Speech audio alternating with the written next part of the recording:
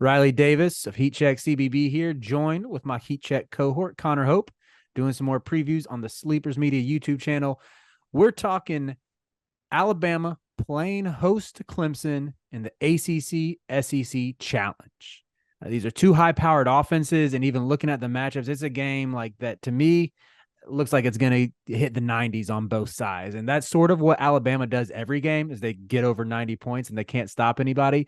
But Clemson's offense has been pretty powerful as well. They're currently top 40 nationally, shooting the ball really well, 40% from three, which is just otherworldly. Even guys on low volume are hitting them. It's like it doesn't matter. It doesn't seem to matter whether guys are in rhythm or not, depending on how many minutes they're shooting.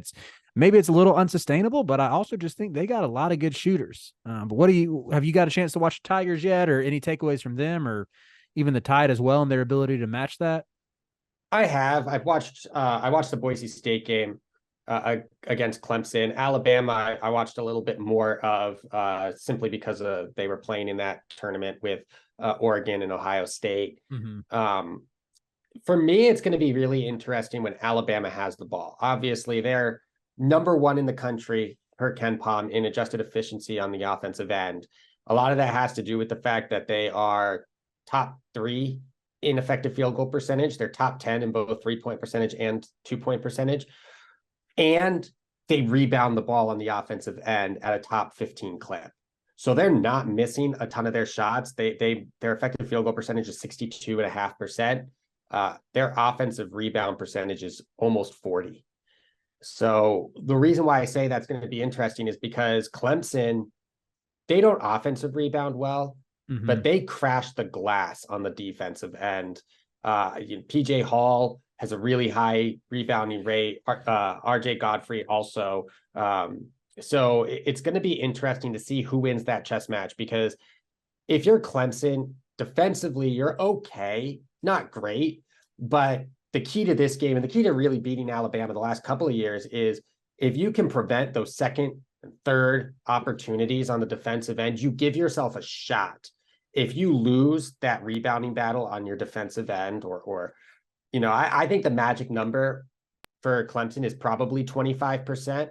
Like if they can get 75% of their defensive boards and limit Alabama to about 25%, they give themselves a shot. If Alabama gets upwards of 30, like they have pretty much every game, and they're shooting efficiently, this is a game that I think Alabama probably, especially coming off what was, and it probably is to them, a disappointing feast week. Even though they went 1-1, they were probably projected by far to be the winner of that MTE. I think for Clemson, it's limiting easy buckets at the rim, forcing Alabama to shoot, and then getting those long rebounds or even those rebounds right around the bucket on the defensive end.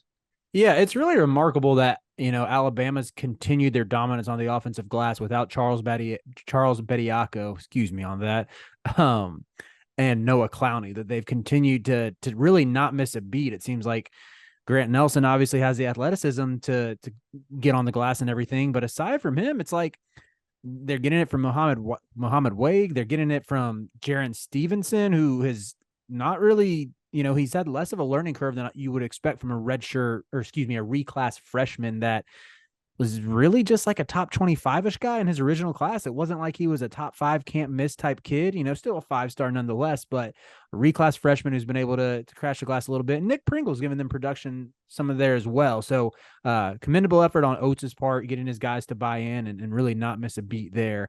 I will say I'm with you on that as far as, Clemson's got to be able to end possessions. They got to be able to limit Alabama to 1 or 2 shots, especially if you let them get offensive rebounds and kick out to wide open threes, guys who can step into those shots, it's going to get away from them quick.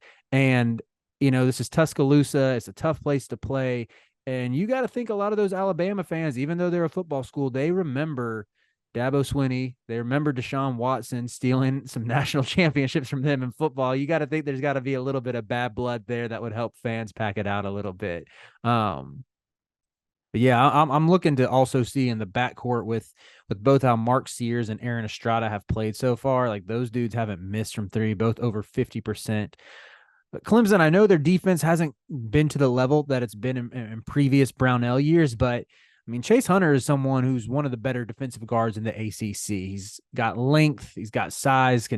Uh, the only problem is you got to stop two guys in the backcourt with Alabama, and I don't know if Joe Girard's going to be up for that challenge. Yeah, I was Whoever, going to ask you, who do you put Joe Girard on as his primary assignment? Because like yeah, you said, Mark Sears, Aaron Estrada, Latrell Wrightsell as a bench option who plays what 22 minutes a game is also really good. And Joe Girard, his entire career has been somewhat of a negative defender. right, So I yeah, just don't know who you put him on that he can give, because like either any way, I think he's probably going to get beat. And that's the player that Alabama's going to have touch the ball on every single possession. mm-hmm. Yeah. I think like size matchup, he's probably better suited for Sears, but I mean, you put an inferior defender on Sears. He's the type of dude who can heat up in a hurry. Like they run him off of screens, and he can give you 4, 5, 6 threes in one game. Like that would not be the guy I want to test with Joe Girard. I guess like I know Estrada's been hooping, but maybe you put Girard on him and think, this guy, he's still got to prove it against high major competition again. Though, I mean, didn't seem to struggle against Ohio State, even though Alabama did as a team. Um, didn't really he played well against Oregon too. Like Yeah. I guess the logic would be, since Alabama struggled so much on defense, that maybe Girard himself can get going and have a nice little multiple 3-point night, because they got to guard him too. But yeah, I think like as much as I loved Clemson in the offseason, I'm a big fan of PJ Hall's game. I think he's one of the best bigs in the country who no one really talks about.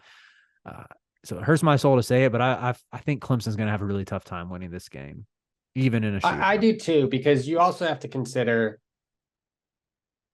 the fact that Clemson basically plays three bigs at all times. You have a disadvantage in the backcourt, which is already rough, but then you also have Rylan Griffin, who is athletic. I think he could take advantage of the bigger player that's going to be put on him.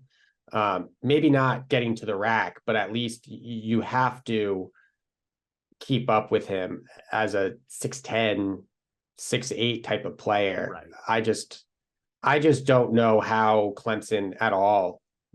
Whoever Chase Hunter's on is probably going to be just there as a decoy for most of the game, for what it's worth. So maybe you do put him on Sears just to limit Sears, but Nate Oates is a good enough coach that he's just going to move on to his second or third options, which are all going to be in that backcourt, are all going to have a really good matchup against either a Joe Girard, who's leaky on defense, or a bigger, wing forward who might not be able to keep up with a guard like a Wrightsell or an Estrada. Mm-hmm. Yeah, it's interesting you mentioned Griffin, because he was one of the guys who I highlighted again, even in the almanac. He was a top 10 breakout candidate for me, who really hasn't done much until a 17-point effort against Oregon. But I think he, like you said, he can pose a lot of matchup issues for this Clemson team, and maybe he builds off of that performance against the Ducks. I still think he has the shot making, the athleticism to swing a game if he gets going. He strikes me as the type of player who can get downhill on some of these Clemson bigs and get to the line. Right. So even if he's still a 40% 3-point shooter, but even if he's not shooting threes or shooting over these guys, if he can get them in a bad position and get to the line 4 or 5 times in this game and get, like 4 or 5 easy points, because he's a pretty excellent free throw shooter, that's 5 extra points that I don't think Clemson can afford to give up.